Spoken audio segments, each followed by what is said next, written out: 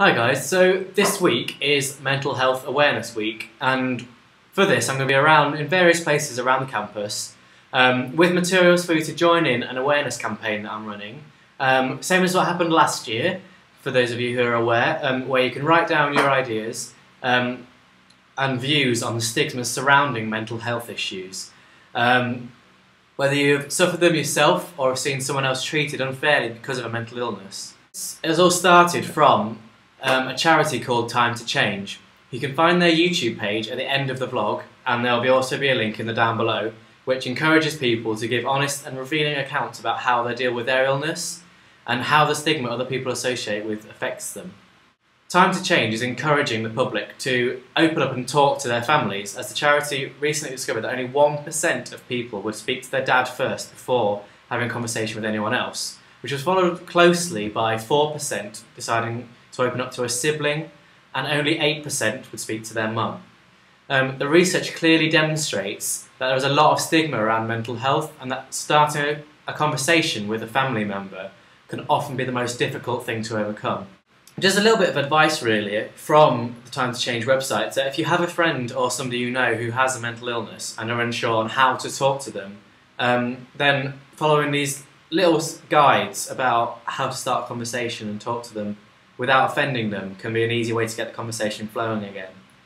So firstly, if you take the lead, if you know someone who's been unwell, don't be afraid to ask how they are.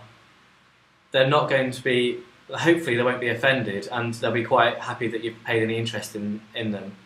Try and avoid the cliche comments like phrases like cheer up and I'm sure it'll pass, and pull yourself together definitely won't help the conversation.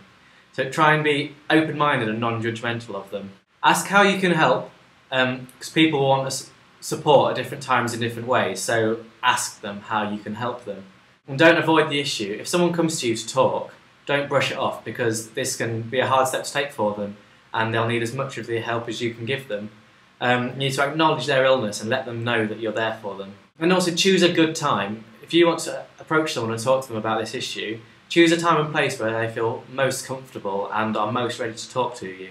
So the trouble is, when people learn that someone has a mental disorder, they can begin to behave differently around that person.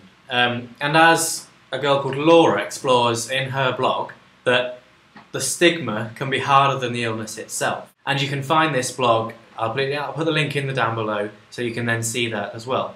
And as you probably know, Stephen Fry has bipolar disorder. Well, that still doesn't stop him being one of the nation's favourite quiz show hosts and general genius.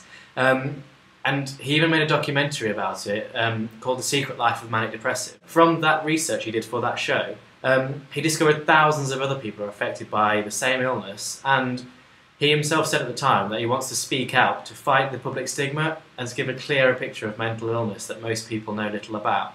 And that's a little bit about what I want to do this week as well.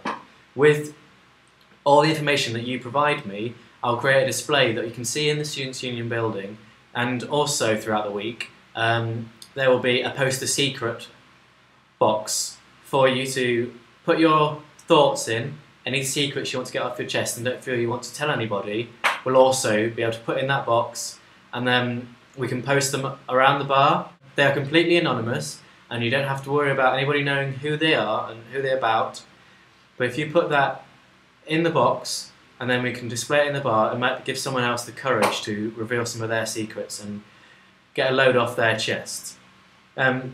So yeah, that's pretty much all I'll be doing this week, along with majorly pushing next week, because I have 5 vlogs to do for next week, as it's my campaign week from the 17th, and I'll be doing lots of different things around campus, having stalls and all sorts of things from different areas of the county and different areas of care and welfare service that are provided in Lincolnshire. Yeah, but also don't be shy about coming and approaching me about these issues, and let's raise awareness together to lessen the stigma about mental health. Also, the Students' Union provide a service through me called Speakeasy, which you can ring at any time of day, night, whenever, and it's a confidential listening service where you can ring me and just have a chat and talk about whatever issues you're going through at the moment.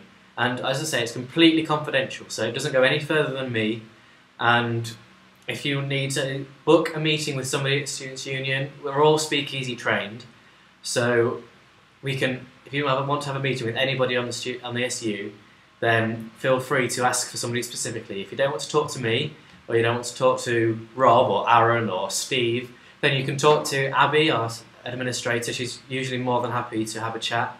You can talk to Luke. Anybody who is around at the time you want to talk to, then we can offer that service for you. So you don't have to go through this on your own. We are quite willing to help and available for you.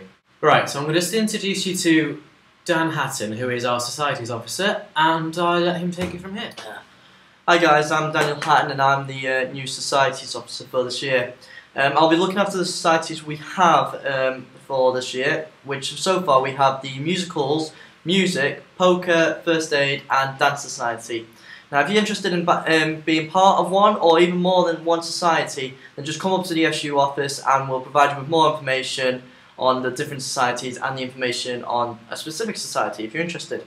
However, if you're not interested in any of those types of societies, then I'm in the process of creating a society handbook where you'll be able to create your own society and then go from there basically. It'll be a step-by-step guide, it'll give you all the information that you need, and basically if you need any more information on that, or if you just want to talk about any other society, or if you have any queries if you're a member of a society, then please don't hesitate to give me a contact. Now I am aware this has been quite long-winded, so I'm going to wrap it up now and just leave you with a list of things that might be going on next week and how you get involved and just the usual kind of spiel about what's going on. Okay?